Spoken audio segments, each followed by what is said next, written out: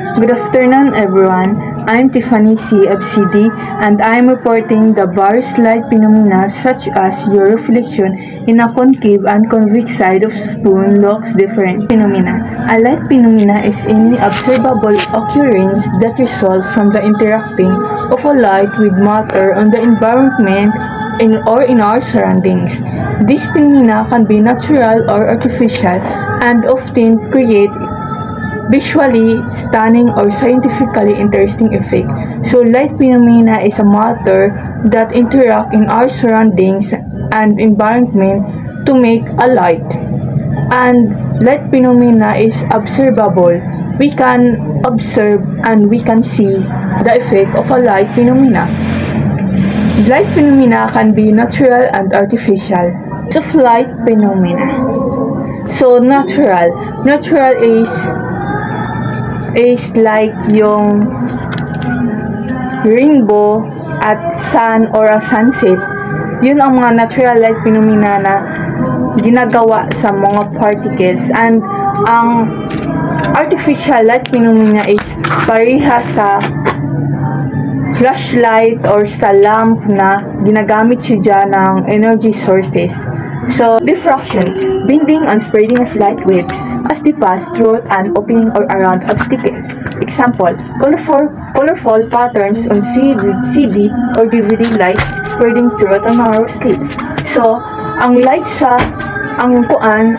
wave is kadaboy light wave, siguro mga million times of light wave ang naadiriya. So, ang light wave is naana diha ang 8 color or ang RGB, ang red, orange, green, indigo, yellow, blue, and violet. So, ang diffraction is siya ang nag-bend or nag-spread ang light sa area if na ay mga narrow slit or mga opening na pareha sa DVD na naay circle sa center o amo na ang mga light wave is nag-bend siya dito pasingod sa pagara-gara. Okay. Pasingod siya sa opening around kay ngano naa dito ang pag-bend ng light o amo na nahimo ang kuan. Ang lain-lain na color sa DVD kay ngano ang light is nag-bend siya or nagkanat siya patungo sa opening obstacle.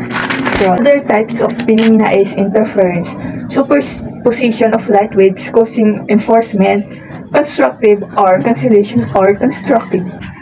Example, inconsistent color of a soap bubbles patterns in films or oil with water.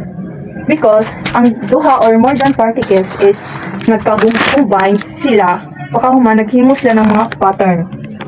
Na ay two types of interference, that is constructive and destructive. So, ang constructive is, ang mga light wave media is nag-combine para makabuo ng dako na wave or more than wave.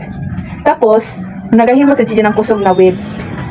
Ang destructive is siya ang pagkansila ng wave because lahi sila ng direction. Amo nang pareha sa bubbles, ang bubbles is na ay tuyo ka film or palit sa bubbles. Ang soap, water, and soap.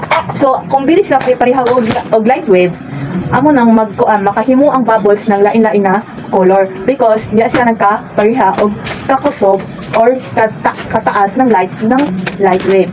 So, amo siya nahimo ang soap bubbles because ang mga ang iyang mga film or ang iyang panit sa bubbles is magkalahi-lahi og nipis o kabaga.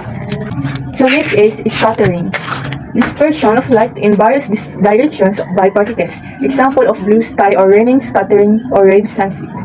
So, ang scattering is ang mga particles medyo nagagmay is dispersion or ang nagkalahi-lahi ng direction. So, pag makakita ta ng sunset, ang mga light dyan or ang blue particles ng langit is naga-ladyo-ladyo or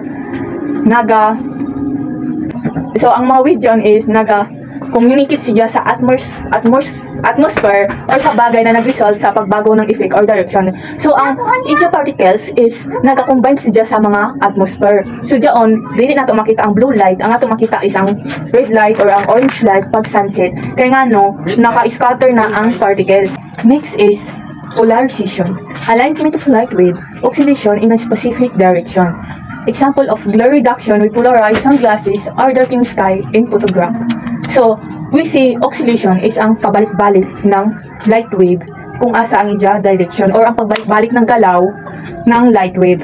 So, example diri ang glare reduction. Ang pagbawas ng sobrang na sikat ng araw, ang sunglasses kay nagpolarize siya sa light na amo paghimo ng grab ng pag-protect sa atohang mata because nagpabalik-balik ra og galaw ang mga light wave. Another type of light phenomena is a dispersion, a separation of white light into colors due to wavelength dependent reaction. Example for rainbow and formed by water droplets, color separations by a prism. So, ang dispersion is ang pag-separate ng white light sa lain-lain na color katulad ng rainbow. So, ang ija prism or ang mirror na maamo siya ang pag dito mo bagsak ang ija white light dito magka-separate ang mga color. Para sa rainbow, example ang ija prism is ang raindrops. So, makahimo siya ng lain-lain na color kay ngano ang light wave or ang white light is naana diha ang lain-lain na color. Ang Roy-G wave, red, orange, yellow, green, indigo, and violet. Now we proceed to luminescence. Emission of light without heating includes fluorescent or immediate and phosphorescence or delayed. Example, fluorescent light glow in the dark, materials fluorescent. So, ang luminescence is siya ang naggawas ng liwanag na wayay init na naglugwas siya ng energy para magka-light. Example, ang glow in the dark. Pagbalion ni or ang glow in the dark or ang glow stick. Pagbalion nimo ang glow stick is magawas siya ng light because ang glow stick is naanay chemical na naghalo ang chemical na hydrogen o peroxide. Hydrogen peroxide or pinley oxalate.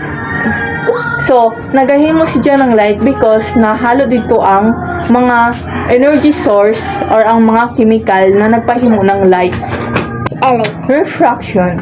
Light bends at its passes through the surface.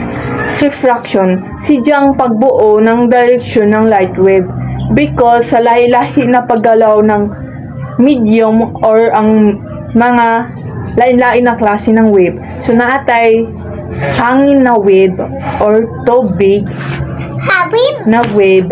Tapos, pwede sa amo or salamin. So, ang example ani, a straw appearing bent in glass of water. Because, amo baluktot siya sa glass of water kay ang medium ng hangin o ang tubig magkalahi-lahi. So, ang paspas sa paggalaw ng kuan ng wave is pagbutang nimo ng straw sa water is nalahi siya or nabaluktot kay ngano lahi na galaw ang wave ng hangin ug ang wave ng tubig. Nasa tay wave ng sounds pero we are focusing in a light or light wave. Reflection. Light bounces off a surface. Example, seeing your image in a mirror. So, ang reflection is siya ang light na nag-bounce sa lain na surface.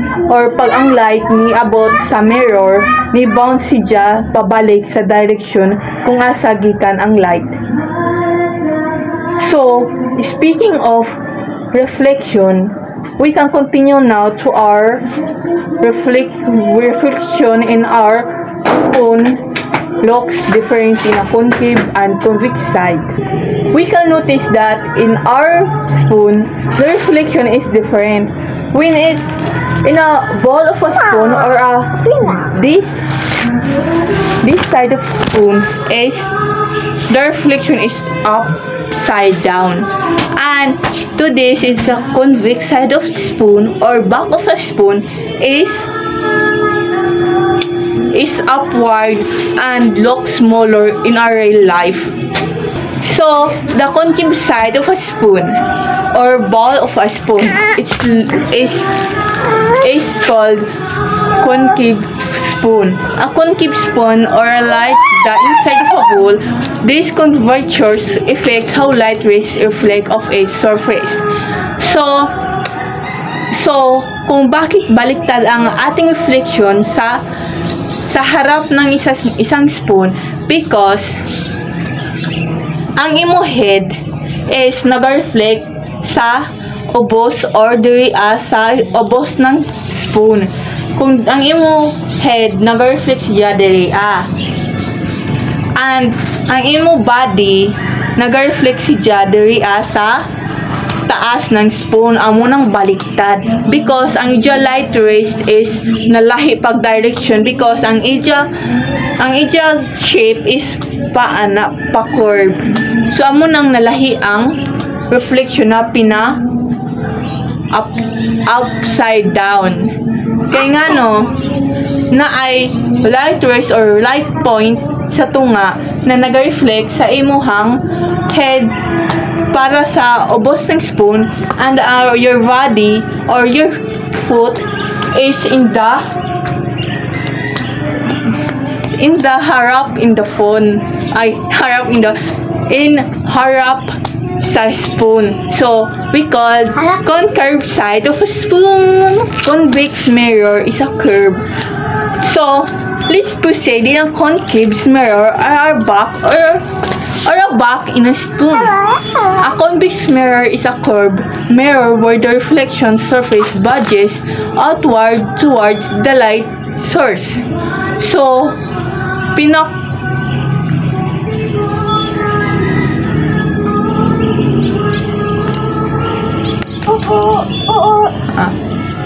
So, sa convex is ang ija light rays is naga-diverge or nagabuyag na sa taas ug nay sa ubos na light. So, nagkahiwalay man ang ija light rays. So, makita nimo ang imo reflection sa back of a spoon na gamay. Kay ngano ang light rays is nabuyag siya or na-diverse sa lain-lain na direction. So, kung makita nimo diri sa back of your spoon is smaller than in your real life. So, if makita nimo ang imo kagalingon diri is gamay siya kaysa sa tinuod nimo na size. O ang nagdako ra diri is naa diri sa taas ra diri nagadako ra siya diri but pag nakaw sa middle or sa ubos ng spoon is gamay. So, ginatawag diyan na convex mirror.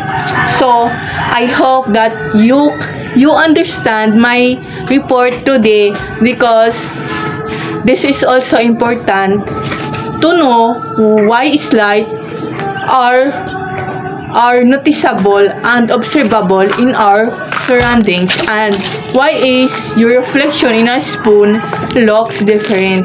So that is my report today, and thank you for listening.